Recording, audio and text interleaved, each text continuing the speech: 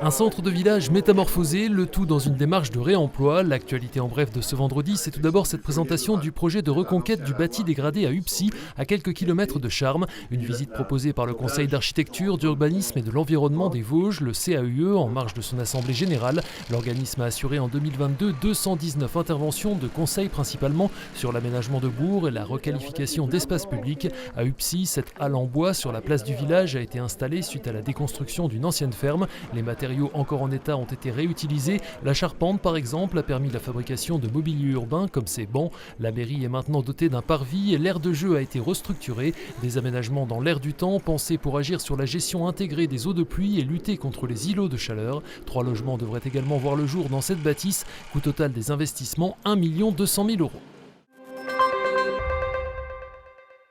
Dernier préparatif ce vendredi matin à la basilique d'Épinal. Une quarantaine d'élèves de l'école d'horticulture de Roville-aux-Chênes installaient les compositions florales en amont de la 27e édition de la Sainte Fleur. Cet événement unique en France a été créé en 1997 et a toujours la même ambition, celle de valoriser et encourager les apprentis fleuristes et horticulteurs. À quelques pas de là, Nicole Merlino, la fondatrice de la Sainte Fleur, présentait le week-end qui débutera comme de tradition à Golbet ce samedi avec le défilé des chars. Dimanche à 10h30 aura lieu la messe à la basilique d'Épinal avant le traditionnel lancer de pétales de rose, le tout accompagné par le groupe folklorique Les Pinaudrés et nouveauté cette année, l'association du carnaval vénitien de Remiremont. Au total, ce sont plus de 50 bénévoles, 100 élèves de l'école de Roville-aux-Chênes et une cinquantaine d'horticulteurs d'Italie, du sud de la France et de Hollande qui permettent l'organisation de cette manifestation.